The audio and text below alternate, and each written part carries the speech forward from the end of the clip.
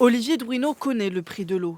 Cet été, la sécheresse lui a fait perdre 30% de ses cultures de tomates, pommes de terre, aubergines. Et pourtant, il a une toute petite consommation, notamment grâce à ce goutte à goutte. On arrose 70% de l'exploitation avec ça. On a fait une économie d'eau importante, à peu près de 2000 m3 depuis qu'on est installé. Et il utilise en tout 7000 m3 d'eau par an. C'est peu, pas assez pour pouvoir être relié aux grands réservoirs d'eau en cours d'installation dans la région. Et pourtant, ça le révolte. Sa coopérative l'oblige à participer aux frais. Pourquoi nous, on irait payer les constructions des bassines, les fouilles, toutes ces factures-là, sachant que nous, on n'a même pas le droit d'avoir une goutte d'eau de ça. Il a reçu une première facture de 385 € et ce n'est qu'un début.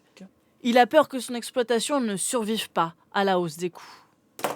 Ça commence à nous coûter trop cher, quoi. Moi, je veux que mes produits soient accessibles à tout le monde. Je ne veux pas devenir un producteur maraîcher bio de luxe. Ouais, je veux, à cause de ces grandes bassines. À la coopérative de l'eau, on l'assure, l'installation de ces réservoirs sera bénéfique à tous les agriculteurs. Le fait de stocker de l'eau l'hiver soulage les nappes phréatiques l'été.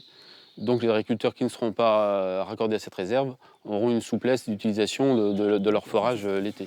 Mais peu importe, avec quelques autres maraîchers du coin, Olivier Druinot souhaite prendre son indépendance et monter sa propre coopérative de l'eau. La législation le lui interdit pour l'instant.